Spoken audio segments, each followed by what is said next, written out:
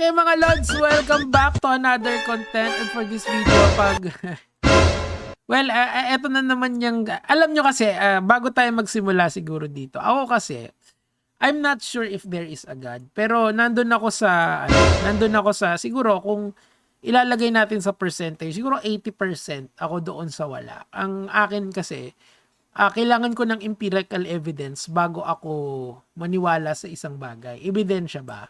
Or at least man lang kahit indirect yung evidence, dapat meron kasi. Kasi you cannot out logic kasi itong mga ganito dahil yung pag nag-aral ka kasi ng education, maiintindihan mo that we have different levels of comprehension, and yung mga talagang yung mga talagang namimilit sila ng paniniwala nila, these are the people na hirap silang umintindi on the real depth of the universe. Kasi nga, Diyos ko Lord, mamaya magkakaroon tayo ng content about doon sa sinaba ni Barack Obama, and gusto kong pakita sa inyo yung depth ng universe na yon. Para lang maintindihan nyo na yung buhay natin, on the grander scale of the cosmos, wala talaga siyang meaningless talaga. Like we exist and then we die. So, in 300 years, etong kinaiinisan nyo sa social media, who would care, di ba?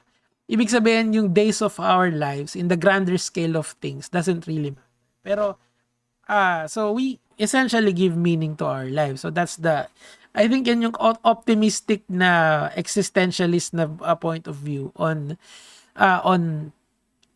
how things are. But that's not really the point here. The point here is this, yung pag-i-impose mo ng will sa ibang tao. Etong sabi niya, ni Vice Ganda.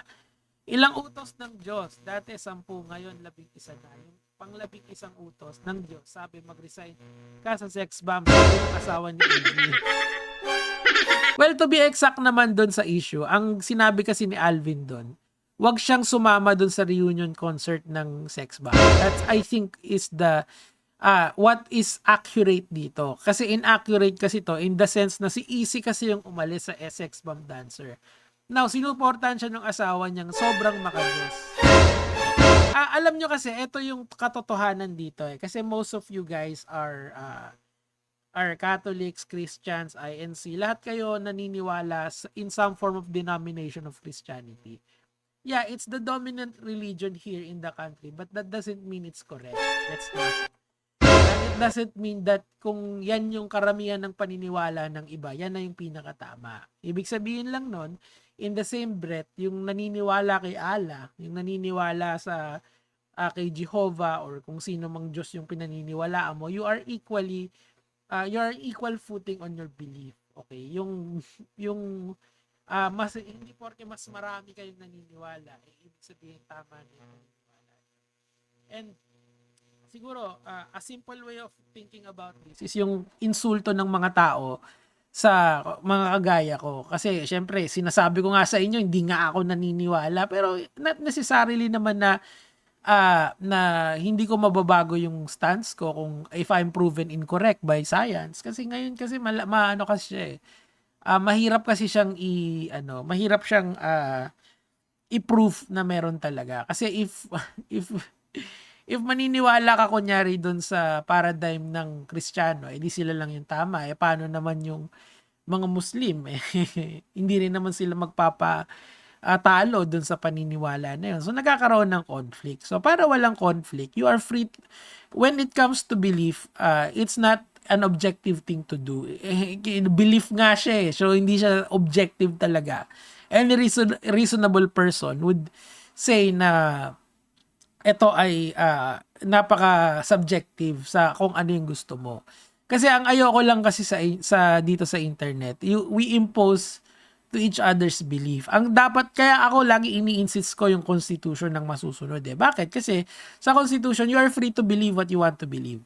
Okay, as long as the belief is not harmful to other people, meaning to say, hindi mo ini-impose yung paniniwala mo sa iba, okay, goods na goods yun. Halimbawa, kung yung asawa ni Easy, hindi naman siya pinilit ng asawa niya, in fairness kay Alvin, na na umalis sa sex bomb. Kusa siyang umalis. Tapos yung mga teachings nung asawa niya, pinakikinggan niya. Kasi nga, yun yung turo sa kanila eh. So, walang pamimilit na nandun yun. Kaso, outside of their house, people will have different opinions, diba? So, meaning to say, if you really want to, if you want to really support the person na, na pinapahalagahan mo sa buhay, di kung ano yung gusto niya, yun yung dapat pakinggan mo, 'di ba? Ganun lang eh. Kung yung tao na yon willing naman makinig sa iyo, di walang problema. Pero pag ayaw niya, wag mong pilitin. Wala kang karapatan, gets? You cannot be compelled by anyone, even your wife, even your husband, even kahit sino, kahit idol mo pa yung tao na yon. Dapat ganun kayo mag-iisip eh. Kasi nga, sa nakikita ko kasi, mamaya tatalakayin natin si Rapido after nitong content na to. Ang nakikita ko kasi dito, pinagpipilitan nyo yung gusto nyo sa ibang tao. Hindi nga ganun eh. Like for example, eto, pinaka-basic to, Nico David. Kaya ka nalumpo. Hindi naman ako lumpo to begin with. Nakita nyo na ba ako? Diyos ko, Lord. Hindi ako lumpo.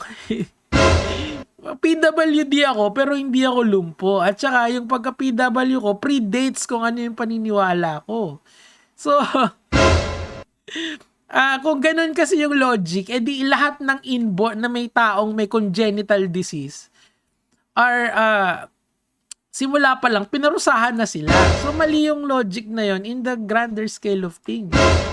Nangyayari ang mga bagay sa buhay mo sometimes because of your choice and sometimes because of chance. Most of the time because of chance. Lalong-lalo na kung halimbawa, anong ibig ko sabihin dyan? Yung kung saan bansa ka pinanganak, mapipili mo ba kung saan bansa ka pinanganak? Hindi. Mapipili mo ba kung sinong magulang ang papanganak ka? Pwede ka bang mamili kung yung papanganakan mo is mahirap or mayaman? So hindi, you do not have initial control over your environment, 'di ba? Habang lumalaki ka, nagkakaroon ka ng semblance of control, and even that, yung free will mo hindi masyadong free. Halimbawa, wala ka masyadong pera sa buhay. Hindi ka makakabili ng Ferrari. Hindi ka makakapag-flex nung kagaya nung ginagawa ni yung kapatid ni Jam, si Excel. 'Di ba? So you have to learn to look at the world objectively. That's the only way you can consolidate yung mga paniniwalang hindi sang-ayon sa iyo. Kayo, malamang yung paniniwala ko hindi niyo sinasakyan kasi kakaiba sa inyo. Okay lang 'yun dapat. Pero kung ayaw niyo naman, may dislike naman diyan, may unsubscribe naman diyan, okay lang din. But para ikutan nyo pa yung mga bagay na wala kayong control just because iba sa inyo, that is just wasting your time. What I'm trying to teach you here is not even the word of God. It's just simple tolerance.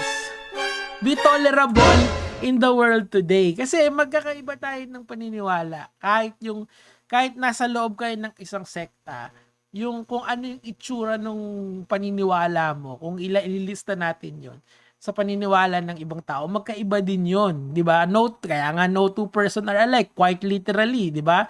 Iba tayo ng molecular structure, ng DNA structure, ng kung ano yung life experience natin. So we are shaped very different. So there is going to be very distinct difference between us and other people, you and other people, or tayong dalawa na lang pag-usapan natin. Ganon din dito. Sana, kung lalong-lalo dito sa mga kaedaran kong millennials at saka yung mga Gen Z na medyo may edad na magpapamilya na, sana be tolerable sa mga bagay. Kung hindi naman siya illegal, doon lang kayo ngumaw-ngaw pag illegal yung ginagawa. Ang problema kasi sa religion kasi, or at least sa paniniwala ng ibang tao, you are free to believe what you want to believe. Meron dyan, naniniwala pa rin kila Aphrodite, kila Zeus, di ba? Yung iba naman, yung mga Hindu, halimbawa, dun sa mga gods nila. Can you say na hindi rin totoo yung paniniwala nila without them being offended? See that? Yung ano na yon, yung yung relative positions na yon. So what is the way to consolidate all of it? Just be tolerable. Ganun talaga eh. Ngayon, pagka nakikita ko kasi yung mga comment section dito, nadi-disappoint ako. Kasi parang eto lang yung pwedeng maging tama. Hindi naman ganun ang mundo eh. The world is so vast. The universe is so vast. Mamaya pag-usapan natin si Barack Obama. Ay, salamat eto, 'di ba? Not funny when mocking God. Oh. Malay mo bang kung naniniwala diyan kung paano kung hindi naniniwala diyan si Vice Ganda oh. Ano 'yon? Ang daming thou art holy Christian kuno, out of abundance of the heart mouth speaks. Ay, kita mo nagbabatuhan na kayo ng sitas ng Biblia. Ang akin lang kasi if yung sinabi ni Vice Ganda rito is out of the idea kasi na yung asawa naman kasi nakakainis talaga siya. Like ano ba yan? Pati yung anak niyang nananahimik LGBT din yun. So maiintindihan mo yung perspective ni Vice Ganda kung gaano nasasakal yung yung asawa ni tawag dito, yung anak nung hindi pa nga niya anak yun eh. Inaanak yun sa ibang lalaki yata ni Easy eh, 'di ba? So alam mo yun, you would understand the sentiment of the LGBT. 'Di ba? I mean, ganun talaga eh. Iba-iba tayo ng paniniwala. Anyway, that's all for me. Again, the moral of this video is tolerance. Yun lang naman po yun sa akin for today, mga